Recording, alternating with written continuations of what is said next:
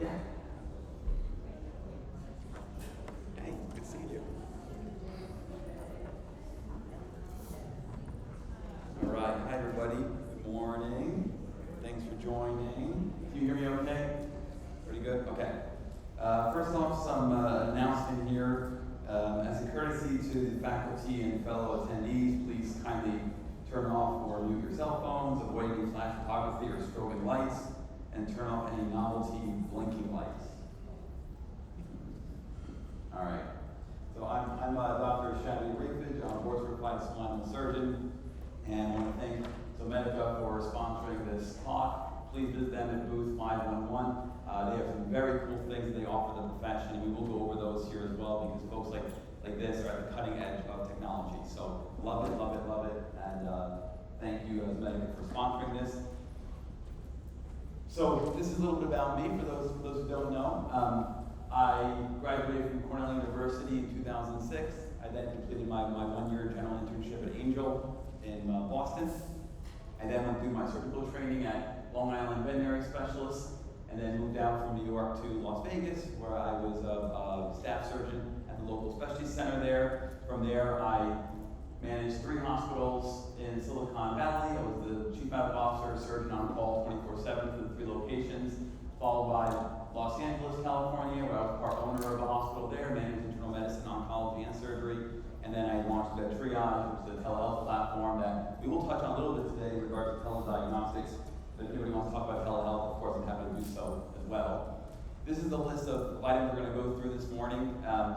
There are proceedings, and if you don't have them yet, hopefully after the conference you will. The proceedings for this talk are very comprehensive, super long, 40+ pages. It's the most recent literature that I summarized. If folks want more kind of academic minutia involving this talk is meant to be more clinical, practical, fun. So any questions you have, any comments, any experiences you have with splenectomies, hemoabdomens in general, please feel free to raise your hand or shout out.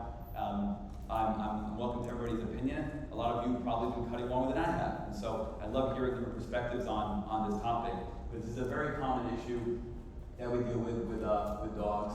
So we'll go through the basic anatomy, functionality of the organs involved, the incidence, pathogenesis, signaling, clinical signs, diagnostics, surgery, post-op care, outcomes, prognosis, and how to talk to clients about this. How many folks here currently will cut hemoabdomens, regardless of cause, but few? Oh, a lot. Okay, great. How many folks then who cut hemoabdomens are cutting splenectomies? Yeah. How many will jump into like liver lobectomies? Very nice, good. And how about other causes of hemoabdomen? Maybe like kidney mass, peritoneal? Yeah. Okay, excellent. Yes, any perspectives you have on anything that I'm speaking about here, feel free. I love hearing how clinicians are doing things in a novel way or what you've seen with your own experiences. So basic anatomy, we're talking about the spleen here, and of course the vascular supply is very important. It is vascular surgery, so that type of anatomy you need to know about. Frequently, of course, we're dealing with abnormalities in this region. A lot of the normal architecture is going to be ruined because of a mass that's ulcerated bleeding or momentum that's adhered to the spleen or what have you. So of course you've got to think on the fly when you're dealing with an emergency. A stable splenectomy, of course, will have all the nice anatomy laid out clearly, but disease processes like that are going to be a bit tricky. So it's important to know the anatomy and also realize when you get in there, especially if you're trying this for the first time, that it may not look like the textbook. The vascular supply of the spleen also is related to the nearby organs, pancreas and stomach. And so, for the most part, when you're removing the spleen, the goal is not necessarily to acquire any margins. You're looking to hug the spleen as much as possible so you don't compromise any of the nearby organs. And like I said, when you're dealing with severe pathology, the distinction between where the vessels are going and coming from can be very, very difficult. So it is very important to not only know the normal anatomy, but also make sure you don't compromise any nearby organs. For folks who are looking to dabble into splenectomies, cadaver is a great way to start with that. You'll have normal anatomy, of course, and you can kind of memorize the lay of the land. And then from there, if you have clients that can't necessarily afford specialty care, and you go through with them the pros and cons of you doing it, maybe even for the first time, it's, of course, meant to be a life-saving surgery in the majority of cases that are emergencies. Splenic function, of course, very important. So this is just a histopathologic slide on that, and and the various histological anatomy related to the spleen. A lot of the information that's here is in the proceedings in much greater detail. But we know it's involved with platelets, red blood cells, immune system. These are all very, very important splenic functions. Unlike people, of course, that really do have a hard time after a complete splenectomy, dogs tend to tolerate it much, much better than us. So their body tends to compensate. But let's not forget how important, of course, the spleen is. It has many, many functionalities as well. And a partial splenectomy, which we'll talk about, is not really that a thing in our profession, right? So, but in people, a partial splenectomy is the preferred method. If you have to remove the spleen, they try to remove the diseased portion. So, splenic lesions. These numbers, by the way, slides like this, they're boring, but they're in their proceedings as well. But I want to stress one thing here. When I compile data like this, it's coming from the literature, and every single research paper is different with how they organize their data, right? And so trying to assess what the goal of the paper is, and then come to a summary that you can find somewhat useful to then talk to clients about, is quite challenging. So this is the best that I can come up with in terms of just one slide, just to go over things like this. Your proceedings has way more information, but when you interpret medical papers, just be critical of how they're presenting the data and what their goals are with that study. So splenic lesions make up 0.3 to 2% of all neoplasia in dogs that are over 8 years of age. Makes up 5% of all non-skin primary malignancies in large breed dogs. Neoplastic, 33 to 76% of cases. I mean, that's a wide range, right? So some of that has to do with the differences in papers, how many cases they have, what perspective they look at, what diagnostics were performed. So whenever I see a wide variety like this, I think, okay, the literature is not coming together in terms of having a homogeneous study structure. Stromal sarcomas, 2.3% of cases, unclassified 0.4%, non-neoplastic, somewhere between 25 and 50%. Rupture, 26%. Overall malignant incidence, 64 to 80%. Again, a bit more narrow, but still kind of wide. And then overall benign, 10 to 40%. So it gives you kind of an idea. There certainly is a propensity for dogs to be more on the malignant side than benign. We kind of know that. But it does vary widely, and there's still a decent chance of having benign disease. So you don't really know what you're dealing with until you actually remove the spleen and submit it for a histopathologic evaluation. That's kind of the point here. Even if you have a dog with a splenic mass and hepatic nodules, sure, the concern for cancer goes up, but again, without histology, you don't really know, and that pet owner has to be okay with the risk of that dog potentially having not only neoplastic disease, but also metastatic cancer. Or not. Maybe surgery is curative. It depends on what you find when you get in there and the biopsy results. In terms of small breed dogs, meaning less than 15 kilograms, hemoperitoneum, 31% of cases, malignancy, 66%, neoplasms, 56%, splenic hemangiosarcoma, 27%, non-neoplastic, 44%. So I only done this because there was a paper that looked at small dogs. And I have in my career seen maybe half a dozen small dogs with splenic masses that I've had to remove. So I do tend to think that in relation to large dog breeds, whenever I do see a small breed dog with a splenic mass, I think the numbers are higher than the large breed dogs, but they're so uncommon that I don't have the numbers to determine that, but I do get a bit more worried with these dogs actually having cancer, but the same rules apply. You need to have the biopsy performed so you know what you're dealing with. And again, more numbers, just to summarize, just to kind of drive the point home. Malignancies, 65 to 80%, we mentioned that. Hemangiosarcoma, the spleen, I mean, that's a wide range, 32 to 90%. 56 to 75% of cases, the hemangiosarcoma is the source of hemorrhage. Hepatic hemangiosarcoma, 30%, omental, 15%, metastatic disease to liver, 30%, other malignant tumors, lower but still wide range, and then benign, 10 to 35%. Splenic hemangiosarcoma with hemoperitoneum, 76%. Splenic hematoma with hemoperitoneum, 30%. So the reason for these is because you start to think, okay, well, if there's bleeding, there's a higher chance that maybe that tells me that this might be a neoplastic process. And then a bunch of other cancers. So that's it. There's a variety of different differentials here. That's why biopsying is important. That's why you don't want to be too cut and dry with the pen owners, that you know this is cancer for sure. Obviously, you could have evidence of distant metastatic disease, pulmonary nodules, what have you. Yeah, we're kind of done here. But for the most part, for these cases, it may be a splenic mass, and some hepatic nodules, and you're trying to have a conversation with the pen owner about what to do. And so, although there's a long list of possible neoplasms, they all have their own behaviors. And of course, we know that these things come in all different shapes and sizes. Okay, so hemangiosarcoma is, of course, the most common malignancy, right? Vascular endothelial origin, widespread metastatic disease, poor survival in dogs, a bunch of primary sites, a bunch of metastatic sites. Liver, of course, is going to be number one. So I'm going to talk a little bit about cardiac hemangiosarcoma.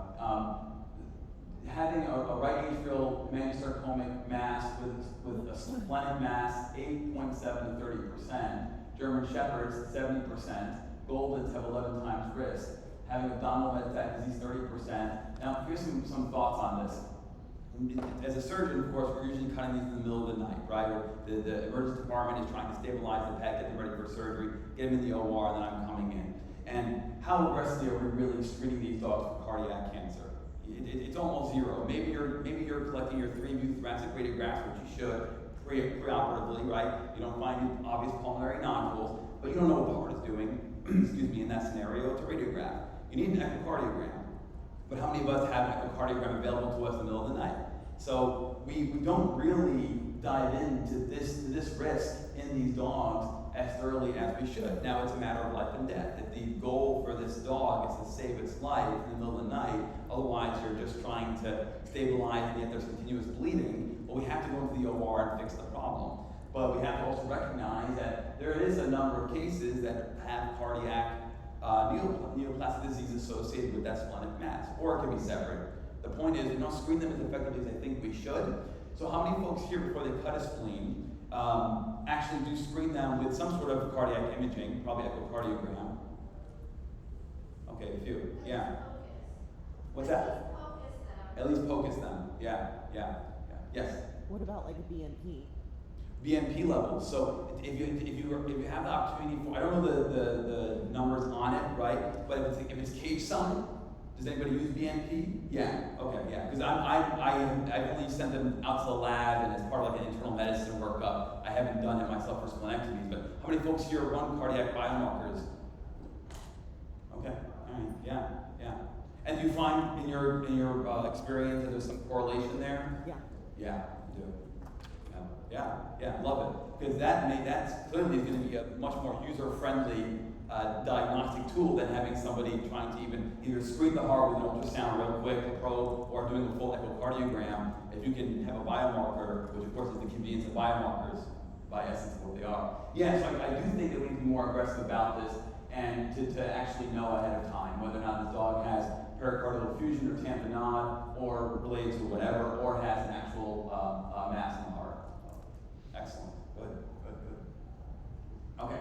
So the pathogenesis. So we're all familiar with this. There's going to be a stage of events that occur with hemoabdomen, and I mentioned in the title, this is traumatic spontaneous hemoabdomen, or atraumatic rather. We're not talking about trauma, and we're talking specifically about non-coagulopathic cases. This is a mass in the abdomen that's bleeding, and typically spleen. That's what we're focusing on.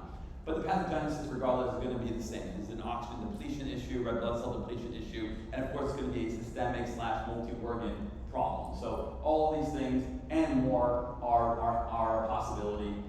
DIC, so disseminated intravascular coagulopathy, is of course very scary and can happen in a certain number of cases. But these are all the things that you're contending with while you're trying to work up the patient, stabilize them, get them ready for surgery, have a conversation with the pet owner, have them sign off on paperwork. All that stuff has to happen at the same time for these cases that are critical. We're not talking about your stable splenic mass that you found incidentally. We're talking about dogs that are going to die otherwise. We don't leverage these as much, even in specialty medicine, this type of grading system. But we have studies on stages of splenic disease. Splenic cancer, stage 1 is localized disease, so primary tumor. Stage 2 is primary tumor plus lymph node involvement, or ruptured splenic hemangiosarcoma/splenic mass. So stage 1 and 2 are seen in 50 to 35% of cases, and then stage 3 is metastatic disease plus splenic rupture or lymph node involvement. So it helps with prognosis. We all kind of know this inherently, right? Obviously, if there's metastatic disease, prognosis is not going to be as good. But just to put more objective measurement styles to it, because it's in the literature. Okay, so splenic masses, mean age, 10 years of age, but there's a wide range of ages. Mean weight, somewhere around 30 kilograms. Golden retrievers, 20%. German shepherds, 12 to 30% are lesions, 12% labs boxers. Your typical large breed dog is going to be the poster child for this disease. And clinical signs, of course, associated with the anemia, the poor oxygenation, so and just shocking general weakness, lethargy, abdominal distension. That's what you're looking for with these cases. And your workup. So most of us, of course, are going to have at least a baseline, at least a chemistry panel and a CBC. And I want to comment on thrombocytopenia because it's a large number of these dogs that have it. And so, do you operate or not? I've worked in different centers where sometimes you see the low platelets and other specialty departments, internal medicine, they're like, oh, you can't cut this dog, they're coagulopathic, we need to stabilize them further. Whereas I would argue that without any other evidence of a coagulopathy for that patient, this is probably more of a loss or a sequestration issue rather than a decreased production issue like bone marrow or something like that, or a consumption coagulopathy like DIC. So this to me is not a deal breaker. I kind of expect low platelets because these are dogs that are hemorrhaging actively, and so the body's trying to figure that out. So for me, I'm not stopping everything just to work up the thrombocytopenia while the dog needs surgery to survive. But that's me, of course, as a surgeon, the surgeon mentality of let's get in there, let's fix the problem, right? And that's not to say that I don't see dogs that are coagulopathic. I do, but I'm looking for other symptoms associated with that, whether it be ecchymosis or petechiation or abnormalities on the coagulation profile beyond thrombocytopenia. And frequent struggle that we have also with situations like this is trying to differentiate primary versus secondary versus tertiary hemostatic abnormalities. And that's a frequent confusing aspect to this in general, especially for vet students or new graduates, where they sort of lump everything together when you're looking at bleeding disorders. But we have to remember that petechia and ecchymosis is going to be a problem with the primary coagulation profile. So you're looking for either thrombocytopenia, von Willebrand's, or thrombocytopenia. All right, and that's different than the second stage with the clotting factors. And so that's bleeding in the body cavities typically. So the differentiation there, so you can relate what you're seeing clinically to what's happening in the body, is very important, and it's a very confusing aspect to this for veterinary students or new graduates. So we have to be able to remember what we learned in vet school with regards to the coagulation profile, and also that I'm not really convinced that I have to stop everything I'm doing unless there's other signs that are worrying me in regards to a coagulopathy. Ventricular tachyarrhythmias happens in a good number of hemangiosarcoma cases. It seems to occur somewhat pre-op and intra-op, but especially post-op. And this can be for a variety of reasons. And just like most things in veterinary medicine that are complex, it's probably more than one cause contributing to this issue, but we have to screen for it. That's the point. And does it stop me from going to surgery? Not necessarily, no, but we are going to tackle it at the same time, whether you're talking about it as part of your pre-op stabilization, or all of a sudden intraoperatively, or especially post-operatively. And a big issue with diagnosing ventricular issues is that, or cardiac issues in general rather, is the diagnostics that we use. Because how many folks here have accessibility or use continuous ECG monitoring for patients like this, like continuous? Yeah, and how many folks spot check them? Yeah, and so spot checking is certainly better than not checking, but of course continuous is going to be the preferred method if you have access to that. You are going to miss what the heart is doing when you're spot checking or not checking at all. And so these numbers, again, are privy to whatever diagnostic or whatever diagnostic regimen that hospital, that study is using to figure out there's a cardiac issue. Plain orthogonal thoracic radiographs, you're looking at the cardiac silhouette. This relates to the cardiac cancer we spoke about before, effusion, lymphadenopathy, metastatic disease, any other comorbidities you're looking for with these cases. And a lot of these cases are going to be old dogs, and so do they have other issues? Are we dealing with like bronchopneumonia? Do they've been sedentary and obesodome, and that's an added problem to this? Or is there evidence that maybe the old severe pleural effusion, maybe we're already dealing with either metastatic disease that we just can't identify right now, or is this part of a systemic inflammatory process? Is this coagulopathic? All these things have to be looked out for with these cases. So that's part of your standard workup. And then some kind of abdominal imaging typically is going to happen, and maybe you get lucky and you just have this large mass and you think, okay, great, or you need further diagnostic abdominal ultrasound. You know, a mass like this, maybe some folks are ready to cut that, maybe they aren't. It depends on the clinician and what you have available to you and the pet owner, right? This could be spleen, this could be liver, this could be pancreas, it could be a bunch of things that are in this area. So you have to put all that together and decide whether or not you are confident in your diagnosis prior to recommending emergency laparotomy. So a variety of diagnostics, of course, and I have these in the proceedings as well, and I am going to stress again histopathology. We do jump to conclusions a lot in veterinary medicine, and we do that because we are sympathetic to the pet owner, we're sympathetic to the old dog that has a lot of other issues besides this, right? Financially, we're less sympathetic to the pet owner, and so we tend to jump to conclusions without saying to the pet owner, I suspect it might be disease A, but I can't differentiate that definitively without doing biopsies, for example, right? So again, I've had cases where I could have sworn it was going to be cancer based on pre-op and even intra-op findings, and the biopsies come back benign, you know. But I've also had dogs that had hemangiosarcoma and now are out 7 years post-op, right? So it can go both ways. You can have an incorrect diagnosis. It's a tough thing. You're talking about a large splenic mass. The pathologist will look at a tiny part of, right? And so they're trying to make this insane diagnosis from a large tissue sample or large gross tissue sample, tiny microscopic, and you know. There can be issues there, right? So it's a tough job. But the point is, you don't know until you biopsy, and even biopsying is not 100%, but at least you have done due diligence to go in the right order of things. And you don't want an owner to prematurely, let's say, euthanize, so how would you know without biopsies? But the last thing you want is a euthanasia and then a necropsy, and you find out it comes back benign, and we could have maybe done something. And just advanced imaging, just to show you that there are advanced imaging. You know, these things, at least in specialty hospitals, we find them kind of by accident. You work them up for something else, and you find out, oh, okay, you know, splenic mass or what have you. So metastatic disease in the lungs. Okay, so we do try in the literature to find predictive values to talk to pet owners about. So if you know that you have markers A, B, and C, then maybe that leads you towards cancer or not cancer, and that kind of helps preoperatively for the pet owner to make a decision. None of these things are infallible, but you know we do have parameters in the literature that tell you maybe one way or the other. Total protein levels less than 5.8, platelets less than 90,000, abnormal red blood cell morphology, the presence of hemoabdomen, maybe lactate, and then the size of the mass in relation to the mass itself, the splenic ratio, the dog's weight. So these are all more objective data that we have from the literature that maybe can help you talk to pet owners a bit more intelligently about what this could be based on the literature. So these are why these things exist, to try to help the pet owners making a decision, and so you can speak more objectively. And then stabilization kind of goes beyond what we're going to talk about today, but of course of vital importance, right? You're going to do what you got to do to get these pets as stable as possible while you're getting into the OR.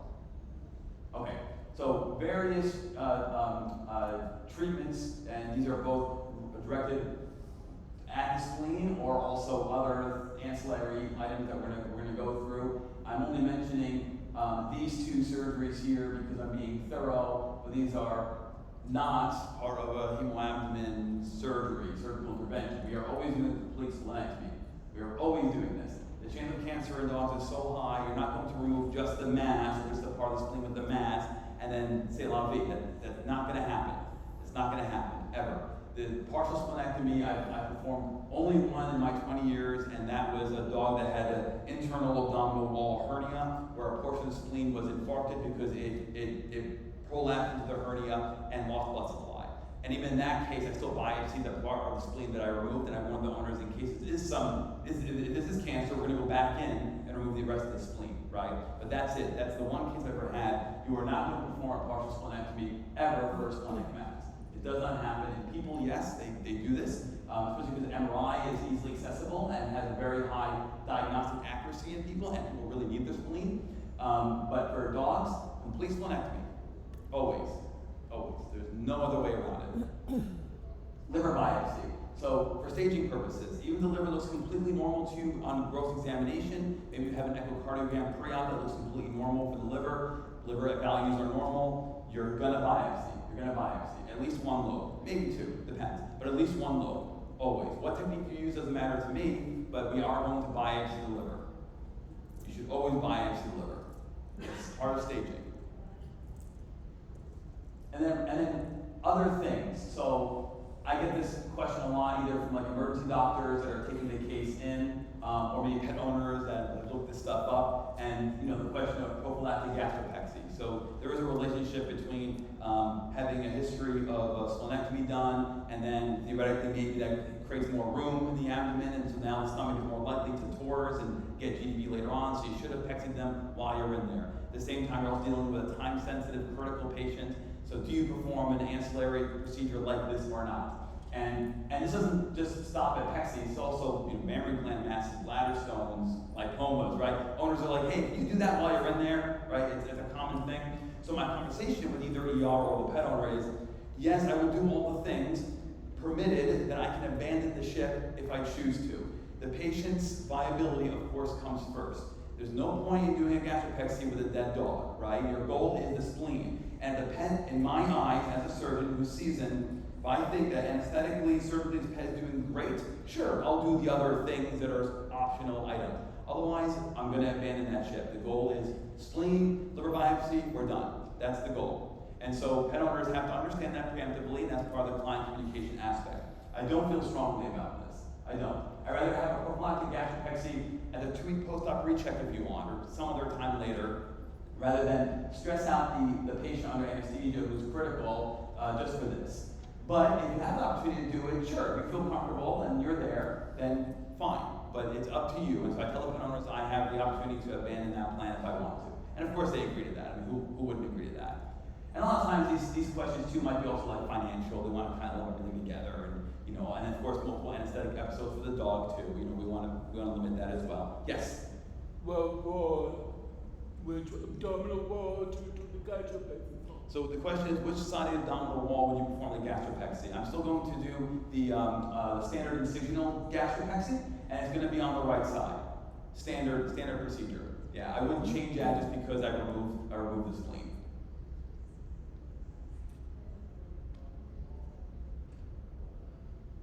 Just wondering if the spleen on the left side would do it left. So the question when you do a left-sided gastropexy because you remove the spleen, and then the latter part of the question, I didn't get the latter part.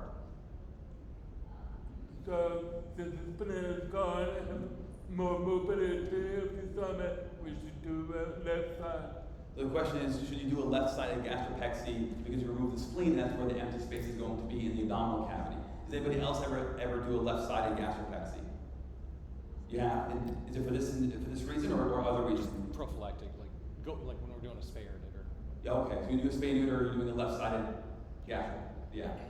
Okay. I'm still doing the right side because the organs are the organs are mobile. We're gonna fill up that space, and I'm not really sure anatomically it's gonna make a difference to that pet. I got my right and left backwards. Oh, okay. So right side. Okay. Early morning. But I've done left-sided, but for like brachycephalics that are having sliding hernias. A lot of times those dogs, it's either just functionally makes more sense, or really it's sometimes I can't reach the right side with those dogs. I just they're so bellow shaped that I have to just go with the opposite. But despite the spleen being removed from the left side, I'm still doing a right-sided gastropexy. Yeah.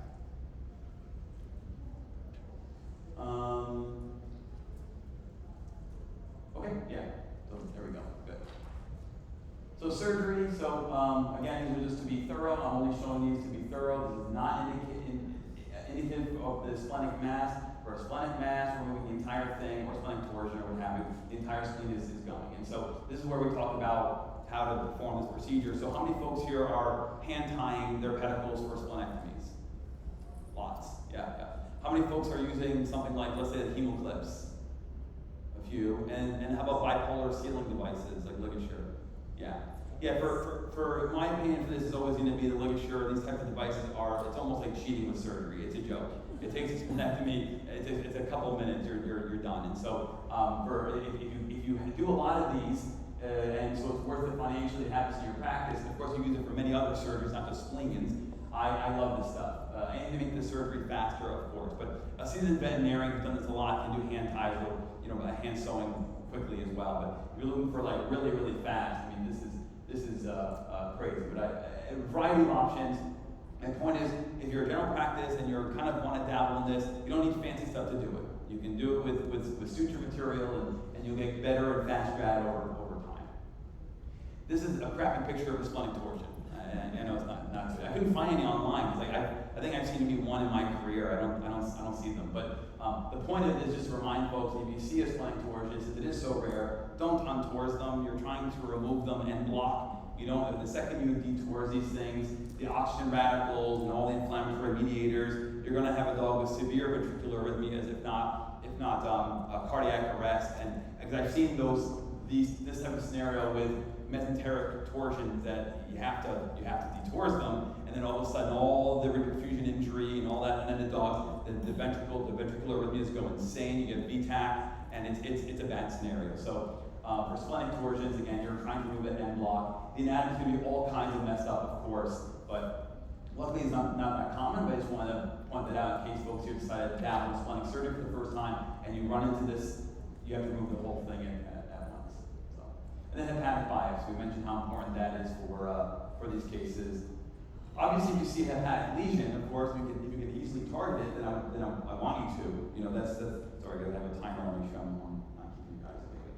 So if there's a hepatic mass and you can access it easily, or a hepatic nodule, of course you want to biopsy that. You know, otherwise the liver looks pretty normal, or you can't safely access the abnormal part. Then maybe did a liver biopsy somewhere. You don't want to risk the patient for a liver biopsy if the lesion is in a dangerous spot. But of course, you would like to do the best you can with whatever you're seeing. But the point of staging is very, very important. And that's where it comes down to hemostatic. So you're seeing a lot of this stuff now in the profession, a lot of really cool ways to stop bleeding. And so this is a product by Zomedica that we're going to go through. I love this stuff. Because I grew up with, the gel foam, and you put it on the liver and it kind of floats away in the abdomen, and you're like, this is so stupid. When it works, right? But otherwise it's like, I'm just going to use momentum then if it's going to do that, So this kind of stuff is freaking awesome. I love these things. It starts activating in seconds for hemostasis. You can use it both internally and externally in patients. I've got a short video that I'll show you about it. So of course, multiple indications for this type of thing. The mechanism of action is actually multifactorial. It provides pressure, mechanical barrier, ionically cross-links. It relies on the patient's fibrin. It's removable, it's ingestible, it's absorbable. It comes in these types of packages. It's very, very cool. Let me see if I can play this video for you.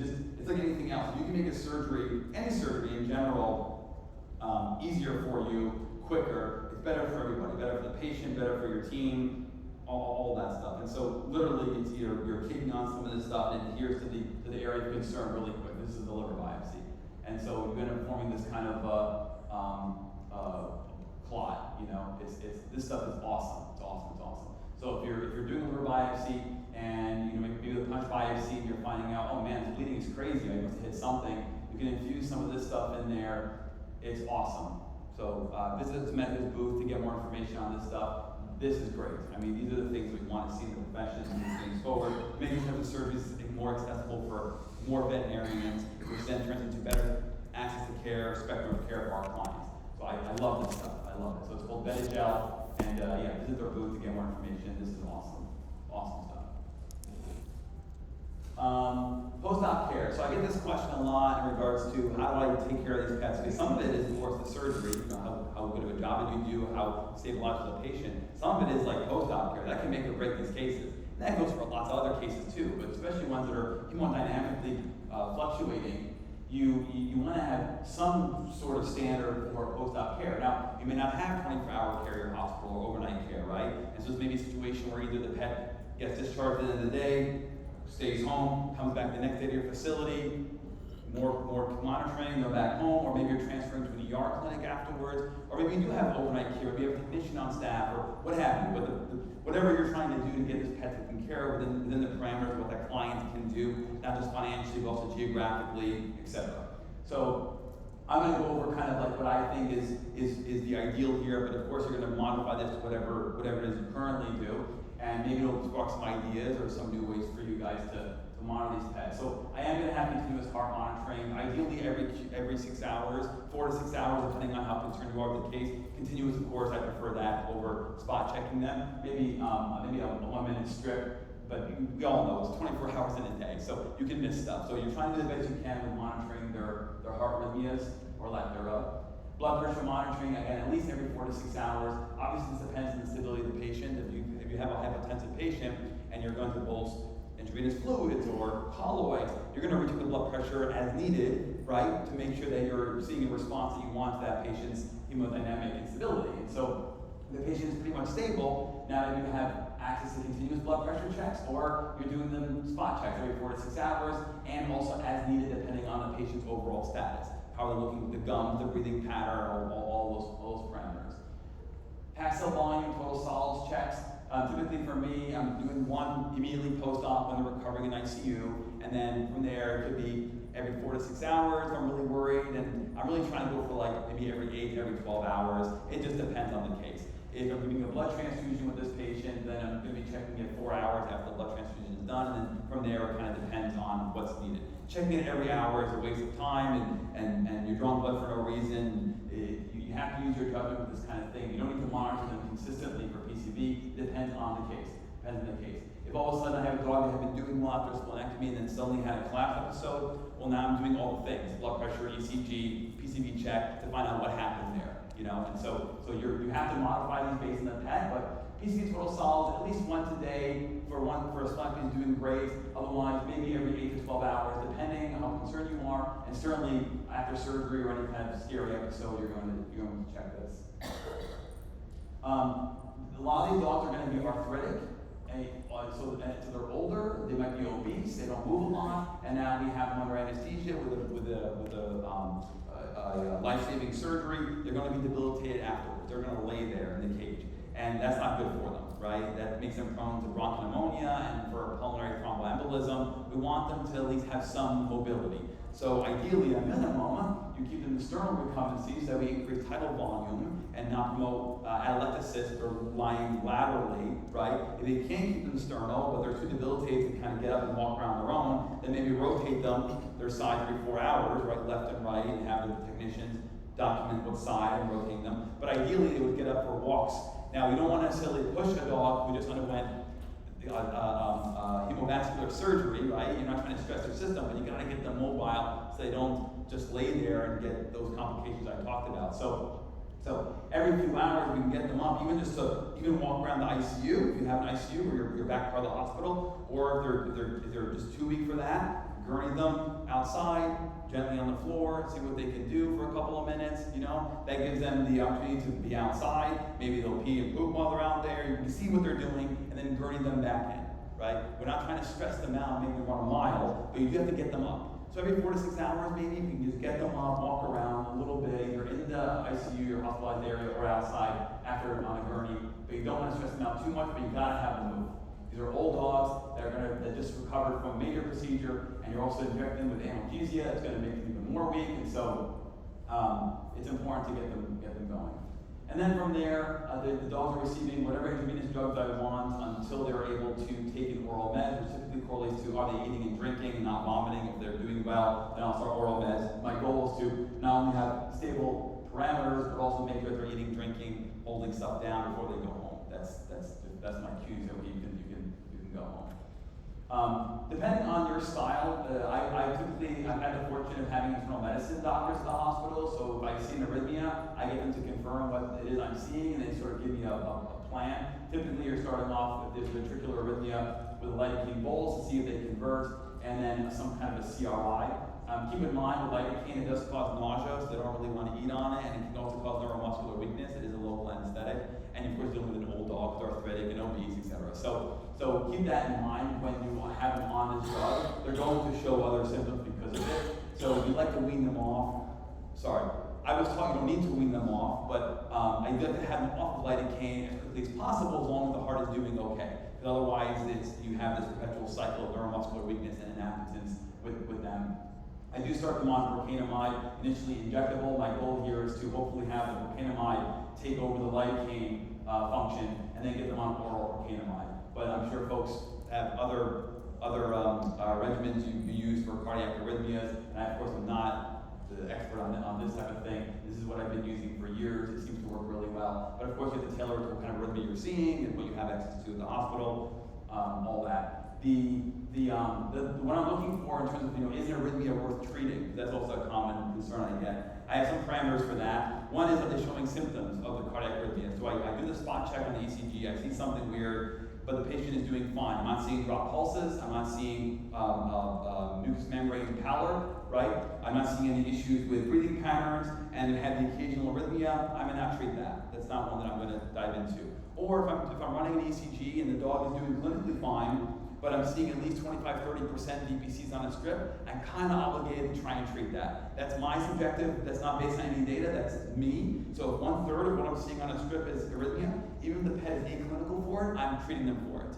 And hopefully I can convert them to either normal sinus cardiac rhythm, or at least decrease the percentage. And of course, if they're clinical, I'm treating them for it. If they're showing drop pulses, pale gums, lethargy, tachypnea, weakness, and I can't treat it without any other thing, and they have an arrhythmia, then I'm going to treat them. So some subjectivity there based on personal experience, but we don't want to underplay the importance of just having some sort of parameters that you use in your hospital for intervention.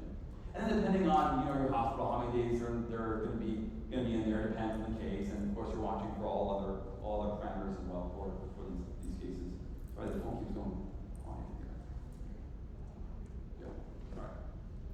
And then this brings us down to telediagnostics. Again, sorry, it's another Zomedica product. This is phenomenal. When you have a company that's at the cutting edge of stuff, you can't help it. It's great. And so monitoring in person, of course, we're relying on our senses and staff, and we don't always have the luxury of having folks around who can monitor patients like this as often as we'd like. And so if you have a device that's going to be telediagnostic in nature, that's kind of what you want. And so we're going to see more of this over the next few years in our field. There's already a lot out there for this, not just in the clinical side like this, but also on the pet side. Telediagnostics is going to be huge. It's already growing, and it's going to be a vital part of telehealth in our field. And so for patients that need constant checking in the hospital, but also maybe if you have a patient that every time you deal with them, they freak out, they're aggressive and all that, but so they destabilize every time you interact with them, you leave them alone, you don't know what's happening with that, but they're laying comfortable, they're like, I don't know. The diagnostics like this can help from a distance monitor these patients. And so this stuff is all like cloud-based. You can monitor multiple patients at one time, so that's what it's showing here. And always important parameters that we like to see through thermography and video capabilities can be seen without any contact with the patient. You can monitor these parameters. So go to their booth and ask them about this, because this kind of stuff is just awesome. It's a way of monitoring these pets in a hospital that may not have the staffing to do so otherwise. It's good medicine. It's a good adjunctive tool. And so this is kind of the basic setup for these things. You have a handle, and this is the actual Guardian device with the sensors on it. So telediagnostics is the future. We're seeing it. So and you can use this, of course, for any case. Obviously, I like to use this not just for vascular surgery, whether it's liver or spleen, but also for like brachycephalic surgery, for example, where these animals can be a bit touch and go, and you want to monitor them without having to continuously go into their cage and bother them for these objective measurements. So this type of stuff is going to be the future, and you're going to see this stuff evolve nicely over time. We are literally at the beginning of telediagnostics. So, and it's just showing compatibility in the device. I use these for spleens in the hospital as well in Las Vegas. So love it. So that kind of stuff is huge. Okay, outcome. More numbers. And again, these numbers are based on studies that are inconsistent in how they collect data, so take them for what you will, but the trends are pretty similar anyway. Stage 1 disease for hemangiosarcoma, 151 days. Stage 2, 107. Stage 3, 73. No surprise there. With metastatic disease, you're going to have a shorter survival time. Having the stage 1 and stage 2 together, 50 to 75% with 86 days survival, 1 year survival, 6%. And then benign disease, a long time, much longer than malignancy, 3 months. And hemangiosarcoma has, of course, one of the worst survival rates. And then with chemotherapy, you can increase it, but maybe it's marginal, maybe it's not. Depends on the pet owner, whatever they want to do. If doubling the survival time from 86 days to 170 days is beneficial for them, then please, yes, absolutely. So these are just the numbers currently. Unfortunately, not the best numbers there, but that's what you're dealing with cancer. And this was my cue to talk about the whole hardware thing, when to treat, when to not treat. So just to show you that part of it. Prognostic. So there's way more prognostic indicator than this or in the proceedings. So I just mentioned a few here that we would care about clinically. Any kind of systemic disease, or respiratory disease or effusion. These things, of course, are going to worsen the prognosis. We know that with high heart rates and needing a blood transfusion, that might worsen the prognosis. And this may just speak to animals that are just more critically affected by it, too. But that's the thing. It's like, are these numbers from hemangiosarcoma factors, or are these cases are more critical and therefore the prognosis is not as good? Low protein levels, higher stage, low platelets, anemia, having more than one gross lesion in the abdomen, some white blood cell platelet indices, DIC might be seen more so when you have the combination of these two. So just things to think about. These are all for pet owner discussions about prognostic indicators. At the end of the day, I would still say you need a biopsy to figure out what the prognosis is going to be, but those are things you can look at. Okay, so just to finish up here, splenic mass literature, I mentioned how literature can be quite inconsistent, so look at those things with a skeptic pair of eyes. Your proceedings have a lot of this information in there. Client communication is key, as we spoke about. Biopsies, yes please, and concurrent surgical procedures, maybe, depending on you having the ability to abandon ship. Thank you again for Zomedica. Please visit their booth. This is my company here with Telehealth, and then all of my contact information, booth 511 for Zomedica. I'm happy to take any questions, comments, concerns you have. Thank you. Any questions, any thoughts, anything else they can, yes please. Like, if you have a bicavity fusion, what is your justification for going in and doing a splenectomy? Yeah, so if you have a bicavitary effusion, what is your justification to go in and do a splenectomy? Great question. I'd like to think in an ideal world, what I'd like to do is we stabilize them and get a full workup, assuming it's the middle of the night, stabilize them and get a full workup the next day. We need imaging, we want to sample the fluid and see what's causing this. Because if you have a pulmonary mass that you can't see because the pleural effusion is covering it, well, can we drain that fluid and then retake radiographs? Or if that's not an option because we're not successful with it, can we get an echocardiogram the next day? Is the patient even stable enough for maybe a CT scan of the thorax, or maybe a full body CT? I don't know, but I want a full workup done. I want full coag. I want cytology of the fluid. I want to get bicavitary imaging of some kind to further work them up. Especially if it's a pet owner who's like, look, I really want to do everything I can for this dog, and so I want to know. Okay, well, if you want to know, we do that. If it's a situation where maybe finances are tight, the dog is so critical that you don't have the luxury of work up the next day, it's client communication. Your dog has concerning symptoms. There's bicavitary effusion. When we see that, we think either systemic inflammation or metastatic disease or coagulopathy. If we cut your dog now, realize tomorrow we need to finish this workup ideally, right? Or maybe we don't have the luxury and the dog doesn't do well, it might be because of those factors. So it's clear client communication combined with maybe the ideal is actually work those dogs up a bit more full. Yeah. Any other questions? Yes? You mentioned untoward the spleen. Yeah. In a scenario, I don't know if this is or not, if you have a GDV spleen goes with it, could you, if it tore it up, would not this? Yeah, great. So the question is, you have a scenario where the question relates to don't detour the spleen if it's splenic torsion. So if you have a situation, let's say, where there's a GDV and the spleen is wrapped up in that, what do you do with the spleen? And there's hemoabdomen too, probably because of rupture of the short gastric vessels. What do you do? So great. So first thing is detour the stomach, realign your anatomy back to normal, right? And while you're doing that, hopefully you'll see the bleeding get better. If you assume this patient has normal coagulation profiles, hopefully, once you detour the stomach, you will see the bleeding hopefully stop. You've got suction in there, so you're trying to clear out the space. Now it's a matter of assessing the splenic anatomy. So I'm looking for, is there evidence of splenic rupture? Is there a splenic mass that has to be there? Or is there any evidence of thrombotic disease to the splenic vessels? Do I see clots there? Are the pulses to the spleen poor quality, right? Any of those indications for me, the spleen is gone. So but the spleen looks otherwise normal vascular supply, normal architecture, it's sitting pretty after detours in the stomach, then I'm probably inclined to leave it alone. So just having a hemoabdomen in face of a GDV doesn't mean automatically splenectomy, but splenectomy is part of your client conversation preoperatively to say, there's a chance I might have to remove spleen, I might have to remove part of the stomach, and so you have, blood transfusion, cardiac arrhythmias, all these things. So that's my thought process. You have time in that case to figure it out. You're trying to detour the stomach, and then you can look at the stomach and spleen more critically once things are a bit more stable, and then you can decide from there what you want to do. If there's any doubt with the spleen, like I don't really know, it's kind of weird colored, the vessels are kind of okay, I don't know. If you talk to the client beforehand, then you can use your professional judgment, remove the spleen, and I'm going to biopsy the spleen, even in GDV, even if the spleen looks normal otherwise, but I lost vascular supply. I'm still biopsying the spleen in that case. Or I'm calling the owner's intra and saying, look, this is questionable. The spleen, maybe okay, maybe not. I don't know. If we leave it in there, there's a chance that if it abscesses or something in the next couple of days, we may have to go back in. Or do I just remove it now? What do you want me to do? You know, and let them decide intra. It depends on how you set it up beforehand with the pet owners. Would folks have a different take on that? If you're with a GDV and the spleen looks maybe questionable or whatever, anybody else tackle this differently, or does that sound kosher?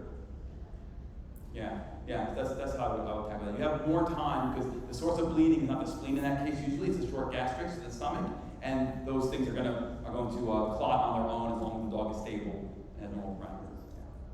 And the same thing, by the way, for traumatic hemoabdomens. I don't think I've ever cut a traumatic.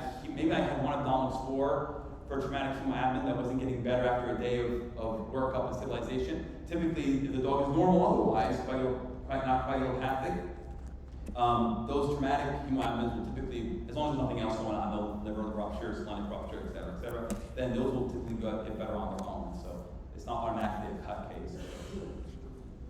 Any other questions? Yes.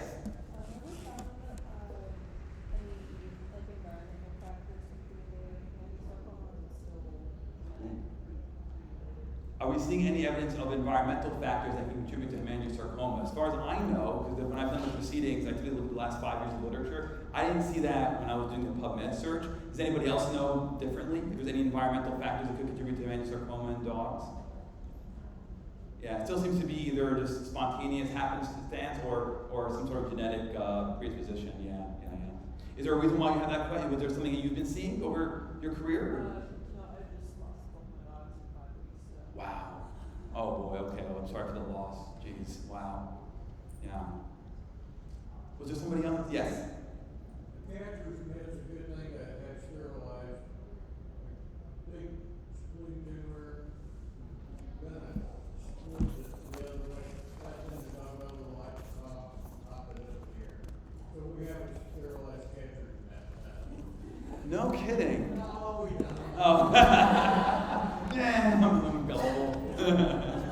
I have seen folks that if they have to do hand-sewn splenectomies, they'll put a large car malt across the entire area, cut the spleen out, it's gone, and now sometimes I've even seen like one huge ligature around the entire splenic pedicle, which, you know, by textbook's not a good way of doing it, but I think they're just grabbing your chest, oh my god. But yeah, but if the case is really that critical and you want to get a spleen done in 5 minutes, that you can do that. But that's usually you want to skeletonize the pedicles and ligate them separately, but it depends on your experience and the case. So, yeah. Was there another? Yes.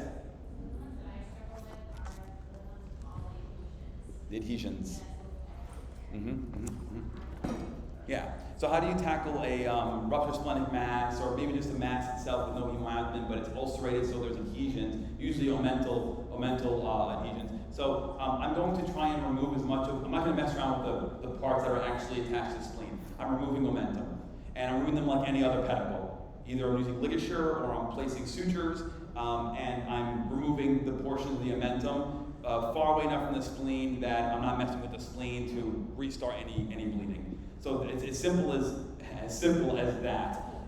Yeah. It's a lot of like hand dissection, right? Because any vasculature that's in that mess, theoretically, if I'm hand dissecting, it's easy to just dissect the omentum away. But if there's a vessel there, you have to really pull hard to rupture that vessel. So if I see any kind of question, the vessel's stuck in this mess, well, now I'm trying to isolate it even further, and then typical pedicle surgery from there, whether it's suture or whatever it is. But yeah, you're going to remove omentum to get this job done, and that's fine. The dogs do okay with that. I've seen cases where not only is the omentum adhered to it, but there's always little red nodules that are like climbing from the spleen into the omentum.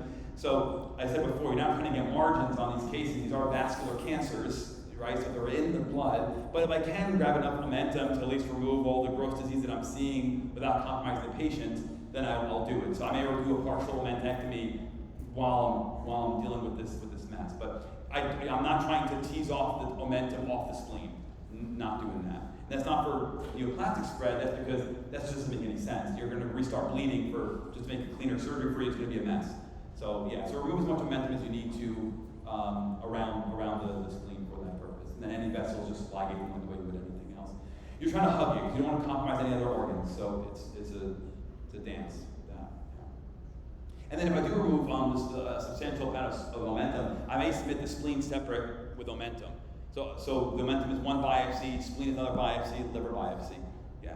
I want to know, like, if the spleen comes back benign, but if you're seeing metastases in the omentum, something's off or whatever. I want to know. Other questions?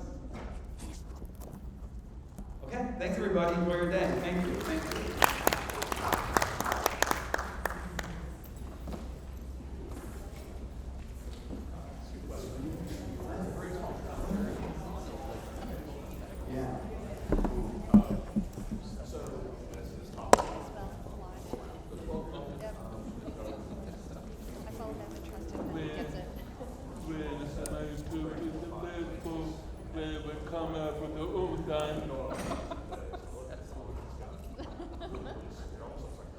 I'm impressed. I have no idea what they're talking Where did about. you go but to they school?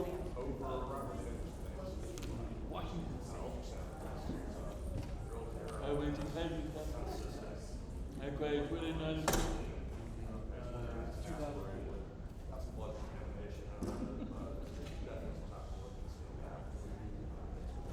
What was the hardest part of your medical being done?